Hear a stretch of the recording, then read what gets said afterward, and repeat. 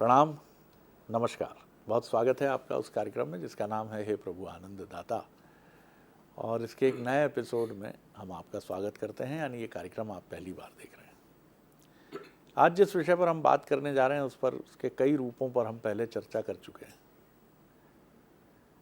लेकिन ये बात बहुत महत्वपूर्ण है कि जीवन से दुख का समापन क्यों नहीं होता। दुखी दुख का विस्तार हमें जगत में क्यों दिखता है। हालांकि हरिवंश साहब बच्चन जी अपनी एक कविता में कहते हैं, तुम सुखी तो दुखी में विश्व का अभिशाप भारी।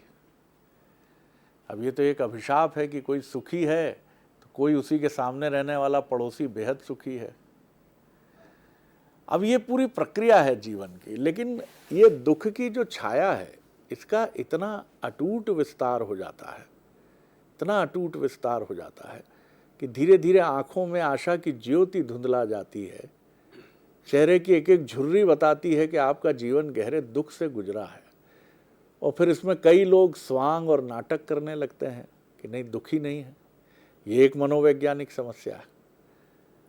बहुत अच्छी बात प्रधानमंत्री ने परीक्षा को लेकर बात की जब वो विद्यार्थियों से संवाद कर रहे थे। उन्होंने कहा सप्रेशन नहीं, एक्सप्रेशन, दमन नहीं, अभिव्यक्ति। अपनी बातों को छिपाना नहीं है, कहना है। तो ऐसे लोग भी मैंने जगत में देखे जो अपने दुख को छिपा के, और इसके लिए वो ऐसे स्वांग करते हैं कि जब लोग समझते हैं पैसा नहीं है तो वो कार खरीद लेते हैं, भले ही ऋण का भयानक भार ले लें, कि जिससे किसी को ये मैसेज ना जाए कि मेरे ऊपर आर्थिक संकट है। ये बताता है कि हमारे भीतर दुख कितना गहरा है। कई बार तो हमारे दुख से अधिक हम इस बात से दुखी होते हैं कि किसी को पता ना चल जाए कि मैं दुखी हूं। तो आखिर इस दुख से, तथाकथित दुख से, क्योंकि हमारी ही दृष्टि भेद है, ये सुख और दुख नाम की जो छाया में हमने जीवन को बांट रखा है। सुख के लिए हम किसी पक्षी की तरह जो स्वाति नक्षत्र में बूंद गिरती है वैसे मुंह उठाए आसमान की तरफ टकटकी लगाए देखते रहते हैं कि सुख की बूंद गिरे और जीवन आनंद की तरफ चले। लेकिन कितने लोग हैं जो इससे मुक्त हैं। मैं भी देखता हूँ, स्वयं को भी देखता हूँ, बाहर भी देखता हूँ, तो मुझे ऐसा लगता है कि हमको भी दुख ने मारा, तुमको भी दुख ने मारा, इस दुख ने सबको मारा, इस दुख को मार डालो। कौन मारेगा? बिल्ली के गले में घंटी कौन बांधेगा? आपका दुख है तो क्या पड़ोसी दूर करेगा उसको? आपकी पीड़ा है, कर्म से है, प्रारब्ध से है, पूर्व नियोजित है, प्रस्तावित है, प्रायोजित है, तो कौन दूर करेगा? आज इसी को समझेंगे। बड़ा सरल सा प्रतीत होने वाला अत्यंत कठिन विषय भी है ये। तो चलिए सीधे चलते हैं भगवत गीता के अध्येता, मानस मर्मज्ञ प्रोफेसर डॉक्टर सुरेंद्र बिहारी गोस्वामी जी के पास। प्रणाम कर रहा हूँ डॉक्टर जी। आपने एक बात कही कि इस विषय पर हम लोग कई बार चर्चा कर चुके हैं जी। लेकिन उसके साथ मुझे एक बात ध्यान आया, लोग अपनों को पूछते भी हैं, रिश्तेदार, नातेदार, मित्र, इष्ट, बंधु, और उनसे कहते भी कभी आओ सुख दुख की बात करेंगे। सुख दुख की बात, यानी हम जब भी बात करते हैं उन बात में सुख या दुख तो होता ही है। तो हमारी चिंतन के मूल में सुख दुख होता है। इस पर भी आपने प्रकाश डाला है अपने विवेचन में, बता ही रहे थे कि ये मन की वृत्तियों से उत्पन्न होने वाली अनुभूति को हम सुख दुख कहते हैं जी। लेकिन मैं इस पर और गहराई से सोच रहा था आपको सुनते समय कि ये दुख का प्रकाट कहां से हुआ होगा, कब आया दुख हमारे जीवन में। मेरा मन कहता है कि ये मन इसका प्रदाता नहीं है, मन इसका जन्मदाता नहीं है, लेकिन मन ने इसको ग्रहण कर लिया, दत्तक पुत्र मान लिया। तो ये उत्पन्न कहां से हुआ? जब एक मनुष्य बनकर जब पहला मनुष्य आया होगा संसार में, परिकल्पना करिए, तो वो तो मनुष्य के रूप में आया था ना, पशु के रूप में नहीं, जिसके लिए अध्यात्म में लिखा है कि प्रजापति अपनी इस रचना को देखकर झूम उठे, कहा मैंने संपूर्ण मनुष्य बना लिया। जब शतरूपा और मनु उनके सामने आए तो प्रसन्नता के साथ उनको देखा कि हाँ ये मेरी कृति, ये नर ये नारी मैंने रच दी है ये। ये सृष्टि करेंगे, ये संसार बनाएंगे। तो जब उनकी संतानें संसार में आई हुई होगी तो कोई दुख नाम की विशेषता तो थी नहीं संसार में। पृथ्वी भी उन्हें सहजता से प्राप्त हो गई थी, 12 अवतार लेकर आ गए थे। यदि हम थोड़ा पुराणगत प्रक्रिया को देखें जी, तो ये दुख कब उत्पन्न हुआ, कैसे प्रकट हुआ, ध्यान रखिएगा। दुख उत्पन्न हुआ है सुख के कारण। सुख ही दुख का जन्मदाता है। जितने हमारे जीवन में सुख नाम की अनुभूतियां बढ़ी, उससे 10 गुना गति पर दुख बढ़ा है हमारे जीवन में। एक किसान धूप में काम करता है और काम करते हुए गीत गुनगुनाता है, दिन भर धूप में काम करता है। किसान काम कर रहा है धूप जी, उसके पास क्या बढ़िया प्रतिरोधक क्षमता है कि वो सघन धूप में भी काम करने की अपनी व्यवस्था बनाकर निश्चित कर चुका है। काम में आनंद ले रहा है, लेकिन उसे छाया में बैठा दिया जाता है, फिर धीरे से पंखा भी चला दिया जाता है, फिर धीरे से एक शेड भी बना दिया जाता है, फिर उसे कहते हैं अब जाओ तुम काम में। तो वो जितनी सुविधा उसे मिल गई, उसके बाद उसने दुख की अनुभूति शुरू कर दी ना, क्योंकि सुख मिल गया उसके जीवन में। अब तक वही उसके जीवन का अंग था, वहां उसकी अनुभूति में दुख और सुख का भेद नहीं था। उसे मालूम था मुझे ये काम करना है।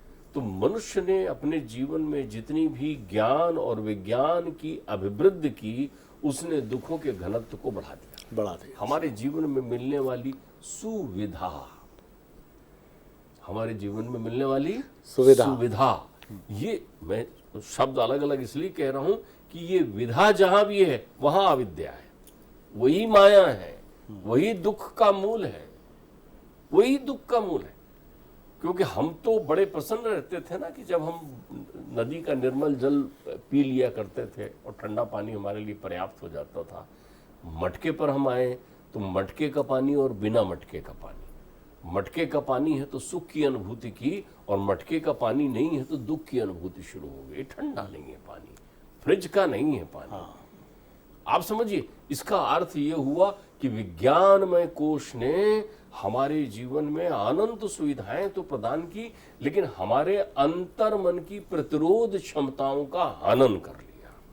बहुत सुंदर बात है, बहुत बढ़िया। आप एक बात समझिए, वैज्ञानिक प्रक्रिया है चिंतन, क्योंकि हमारा जो प्रतिरोधक क्षमता थी, हमारा जितने भी हम प्रतिरोध जानते थे प्रक्रिया, हम बरसात में रहना जानते थे, हमें बरसात के जल से बड़ा स्नेह था, और बरसात के जल की व्यवस्था करना भी हम जानते थे कि वर्षा के जल का कैसा सदुपयोग किया जाए, जल को कैसा विशुद्ध निर्मल रखा जाए। लेकिन जैसे ही हमने वो मशीन वाला शुद्ध पानी पीना शुरू किया जी, वैसे ही हमारी प्रतिरोधक क्षमता खत्म हुई और हम उस बिना मशीन के जल से दुखी होने लगे। हमारे ऊपर रोग का आवेग बढ़ा, क्योंकि हमारे शरीर से वो सारी क्षमताएं चली गई। देखिए, दोनों तथ्य पर बात कर रहा हूं। पहले तो मैं आपको ये बताऊं, हमारे यहाँ पंचकोशी यात्राएं निश्चित की गई जी। आनंद का पर्याय बनाकर भेजा था मनुष्य को, आनंद का पर्याय, इस पर हम अलग बात करेंगे। लेकिन पहला प्रश्न ये है कि दुख से निवृत्ति होना चाहता है वो, और दुख का कारण है सुख। तो सुख के प्राप्त होते ही जितना सुखी कोई मनुष्य हो रहा है, उतनी उसके साथ दुखी होने की संभावनाएं अपने आप विद्यमान हो रही है। तो दुख का मूल है सुख, और सुख और दुख दोनों किसका रहते कहाँ है, उनकी उपज कहाँ है। कभी मैं कहता था कि मन होगा उनका स्थान, मन उनका कारण है, स्थान उनकी बुद्धि है। बुद्धि ही ये भेद करता है, क्योंकि बुद्धि में ही ज्ञान और विज्ञान की परिधि होती है।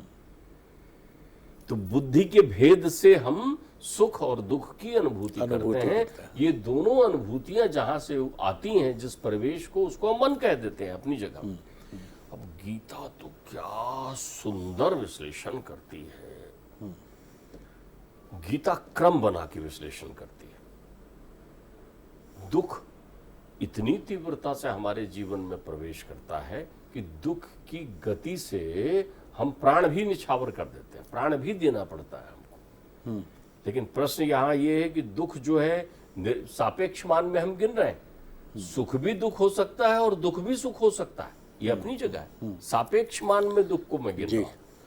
तो दुख की मूलता सुख से उत्पन्न होती है। सुख आता है विषयों को ग्रहण करके उससे धनात्मक अनुभूति करने से। गीता कहती है ध्यायतो विषयान पुंसो। क्रम देखिए गीता का कितना सुंदर क्रम बनाया है। जैसे ही हमने विषयों का ध्यान किया, विषय है हमारे पास, लेकिन ध्यान में कोई आ गया मतलब हम उसके साथ बिल्कुल शिफ्ट हो गए। अब गर्मी आ रही है, अब हमको ये चाहिए, ठंडी आ रही है, अब हमको ये चाहिए, घर में हमको ये चाहिए। आप पर्टिकुलर हो गए, विशिष्ट हो गए विषयों के बारे में। विषयों से आपको ज्यादा स्नेह हो गया, आपके ध्यान में आने लगे विषय। आप सोते हैं तो भी विषय ध्यान आते हैं, आप घूमते हैं तो भी विषय ध्यान आते हैं। तो ध्यायतो विषयान पुंसः सम्मोहात् संजायते। अब उसके बाद दुख ने एक स्वरूप लिया आपके जीवन, वो मोह बनकर आ गया आपके जीवन। विषय ने किसका स्वरूप ले लिया? परिवर्तित हो रहे हैं आप देखिए। परिवर्तित हो रहे हैं। विषय आए जीवन में समयोचित आपके सब उपयोग के लिए आए हैं विषय। कर्म करिए, विषयों का संपादन हो जाएगा। शब्द, स्पर्श, रूप, रस, गंध जो भी मिले हैं, इनका बहुत अच्छा समन्वय उपयोग कर रहा था व्यक्ति। लेकिन उनको उपयोग करने में जितना वो कृत्रिम होता चला गया, प्रकृति से दूर होता चला गया, उसने उतने ही प्रकृति के करीब जाने पर उसको दुख की अनुभूति होने लगी। तो विषय जब तक प्राकृतिक थे तब तक ध्यान नहीं आए, लेकिन विषय जब जैसे ही अप्राकृतिक यानी कृत्रिम हो गए तो उसमें फिर संघात संजाए थे। फिर आपको सुविधा असुविधा ये संग है। ध्यायतो विषयान पुंसा सम्मोहात् संजायते। मोह आ गया आपके जीवन में, अब आप आसक्ति आ गई। फिर मोहात् जायते सम्मोहात् संजायते कामा। इच्छाएं हो गई आपके पास। क्या स्वरूप ले रहा है? उस बहुरूपणी स्त्री की तरह रूप ले रहा है, देखते जाइएगा। मोह ने काम का रूप धारण कर लिया, काम ने इच्छाएं बना दी। आवश्यकता आविष्कार की जननी हो गई समानी। इतनी अनंत आवश्यकताएं आपके पास आ गई अनंतता के साथ में कि वो आपको लगने लगा प्रथम दृष्टिया कि हमें सुख दे रहा है, लेकिन सुख नहीं दे रहा था। वो जितनी बढ़ी उतनी आप 99 के फेरे में आ गए। वो गिनती बनी है ना कि 99 कौड़ी गिन रहा है, वो रख दी उसके सामने 99 कौड़ी। अब उसको तो 100वें कौड़ी की तलाश हो गई नहीं। तो 99 कौड़ी सुख था और 100वां कौड़ी जो आया वो दुख हो गया। दुख हो गया। 99 उसी पर निछावर कर रहे हैं ना आप 100वें कौड़ी पर। आप समझिए, मैं गीता की बहुत गहरी बात को सरलता से व्यक्त करने का प्रयास कर रहा हूं। काम आ गया। काम ने क्या किया? क्रोधेन अभिजायते। जब वो इच्छाएं पूरी नहीं होने लगी तो आपके जीवन में एक हलचल होने लगा। दुख का विकृत स्वरूप क्रोध है। बहुत दुखी आदमी क्रोधी हो जाता है। बहुत सुंदर, बहुत सुंदर। बहुत दुखी आदमी क्रोधी हो जाता है। बहुत सुंदर बात। उसकी शब्द संरचनाएं विरक्त हो जाती हैं, वो वाचाल भी हो जाता है। दुख का संबंध दीनता से नहीं है। जो बहुत सुखी होता है उसके बहुत दुखी होने की संभावना होती है, ध्यान रखिएगा इसमें। सुदामा दुखी नहीं है तो सुदामा समृद्ध है। शबरी दुखी नहीं है, सबरी समृद्ध है। दुख तो आपके पास है। सबरी तो कह रही मैं 1000 साल हो गए प्रभु जी, हजारों वर्ष से मैं यहाँ गुरु जी के आश्रम में रही। अब देखो ना, गुरु जी ने तो कह दिया था राम आएंगे, अब गुरु जी अभी अभी चले गए। उन्होंने मुझे बताया था कि सुनो वो अभी चित्रकूट में हैं, अब मैं रुक नहीं पाऊंगा शबरी, लेकिन तू अपने प्राण रोक, वो आएंगे। शबरी को पीड़ा नहीं है, सबरी को दुख नहीं है, क्योंकि सबरी के पास सुख भी नहीं है। सबरी को तो प्रतीक्षा आनंद की थी ना कि सच्चिदानंद आएंगे मेरे पास। सच्चिदानंद आएंगे। हम तो आनंद के लिए आए थे ना यहाँ पर, लेकिन अटक कर रह गए। विषयों को ध्यान कर लिया तो सुख बन गया, और विषयों का सुख ही हमारे पास अभाव में दुख बन गया। दुख बन गया तो संग का दोष आ गया, वो विधा आ गई हमारे जीवन में। हम उसके बिना रह नहीं सकते, हम कार के बिना चल नहीं सकते। तो कार तो हमारे सुख के लिए आई थी, नहीं महान दुख लेके आ गया। कार उठा के ले गया, कर्ज नहीं दे पाया तो बाहरी दुखी कार नहीं है। आपसे ज्यादा दुखी तो पड़ोसी आपको खड़ेगा। अरे कार आपकी बिक गई, अब आप दुखी। कार में बैठे न बैठे, लेकिन पड़ोसी ने आपको और दुखी कर दिया ना, तो इस सुख सुविधाओं ने आपको अपनी प्रक्रिया की ना, विधा ने। तो अब क्रोध आ गया। अब क्रोध का एक बहुत सुंदर लक्षण गीता कहता है, क्रोध के उत्पन्न होने से क्या होता है? बुद्धि, स्मृति विभ्रंश। अरे स्मृतियां अब आपकी विभ्रंश हो गई, चौतरफा घूमने लगे। आप क्या करूं, किधर करूं, किसको क्या कर लूं, आप बौरा गए, मतवाले हो गए आप।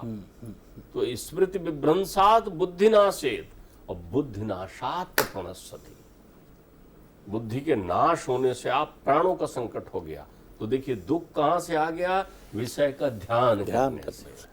तो विषय तो आपने ध्यान किया है ना अपनी प्रक्रियाओं में, विषय आपके ध्यान की विषय वस्तु नहीं थे, ध्यान के लिए नहीं थे विषय आपके लिए, विषय आपके सदुपयोग के लिए थे, बने हैं। शब्दों का उपयोग करो ना, स्पर्श का उपयोग करो ना, रूप का उपयोग करो ना, रस का उपयोग करो। बिल्कुल ठीक है। तन्मात्राएं हैं आपके जीवन में प्राप्त हो रही हैं। तो फिर एक मनुष्य दुख का अंत कब कर लेगा? आ तो गई, प्रत्येक व्यक्ति के जीवन में संसार की धरोहर हो गई दुख।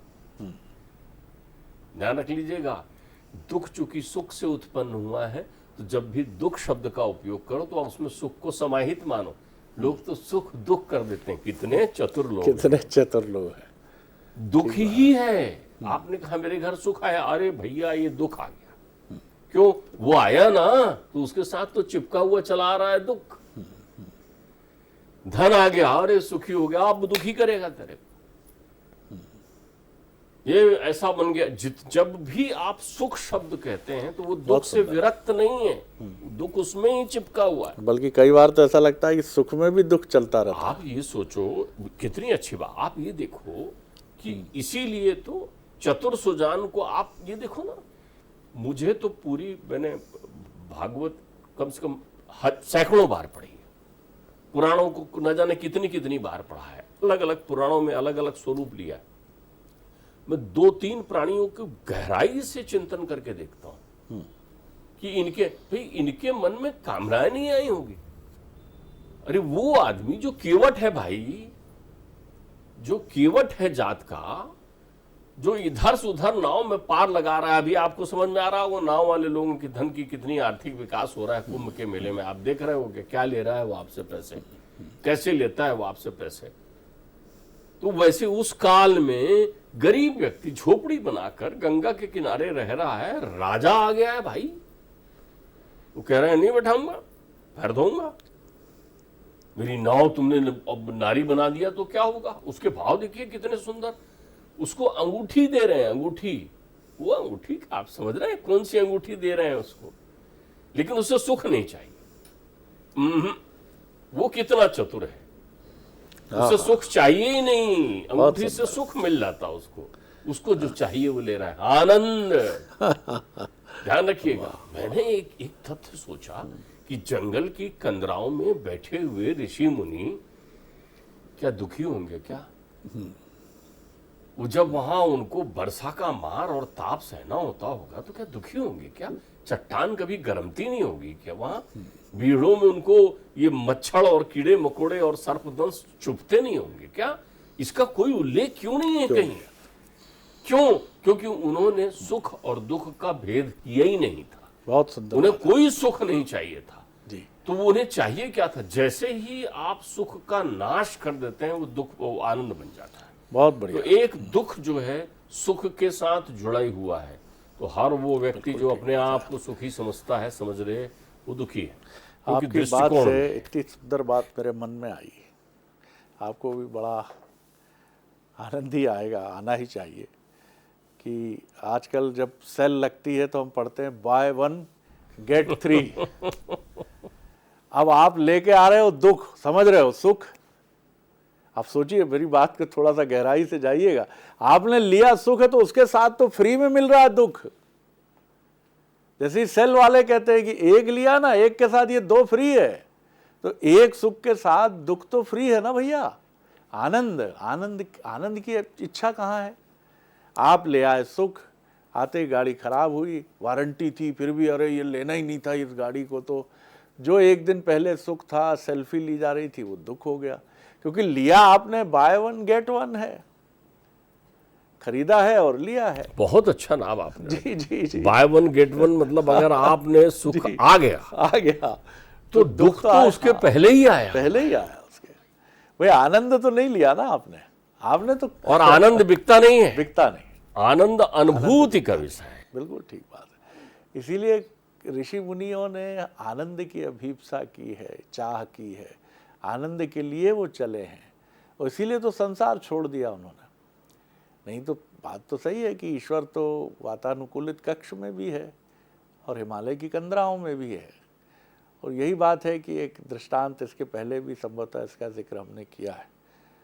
जब सिकंदर दुनिया के अधिकांश हिस्सों पर अपना परचम फहराकर यूनान लौटा, तो किसी ने कहा, साहब एक यहाँ फ़कीर है डायोडनीज उसका नाम है, उसे कुछ नहीं चाहिए। उसने कहा ऐसा कुछ नहीं होता, मैंने इतने इतने सम्राटों को देखा है अपनी तलवार की नोक पर, और कई तो इतने वीर थे कि मुझे लगा मेरे ही पैर उखड़ जाएंगे। सबको कुछ ना कुछ चाहिए, उसे भी कुछ ना कुछ चाहिए, ले चलो मैं देखता हूँ। कई बार आप भावावेश में, और जब दुनिया पर आपको लगता है आपका सिक्का बोल रहा है संसार में, आप जाते हैं और आप समुद्र के किनारे वो फ़कीर जो सिर्फ कमर जैसे तैसे एक लंगोटी से ढके है और एक जल और खाने का पात्र है उसके पास मिला जुला, तो देख डायोडनीज, देख विश्व विजेता सिकंदर आया। कोई प्रतिक्रिया नहीं, झुंझला झुंझला के सिकंदर अंत में ये तक कह देता, ऑफर शुरू कर देता है व्यक्ति, ये ले लो, जैसे हम रिश्वत की बात करते हैं, ये ले लो, ये हीरे जवाहरात ले लो। फिर सिकंदर झुंझला कहता, मेरा पूरा साम्राज्य ले ले, अब तो मेरी तरफ देख। डायोडनीज के शरीर में जुम्बिश होती है और वो झुंझलाई हुई निगाह से थोड़ा सा मुड़कर पीछे सिकंदर को देखता, कहता, ए नादान बादशाह, अगर तू कुछ देना ही चाहता है तो मेरे सर के पास से हट जा, धूप आने दे। तब सिकंदर सर झुका के वहां से निकल जाता है। जिसको दुनिया का साम्राज्य नहीं चाहिए और धूप का एक टुकड़ा चाहिए, उसको कोई क्या दे सकेगा और क्या ले सकेगा। तो इसको समझिए, बड़ा आनंद आया डॉक्टर साहब। By one by get one के इस कुचक्र से मुक्त रखिए अपने को। मैं भी अपने चरित्र में ढालने की कोशिश करूँगा। आज बड़ा अद्भुत मंत्र दिया डॉक्टर साहब ने। आनंद हमारी खोज का हिस्सा होना चाहिए। सुख और दुख एक परिभाषा है।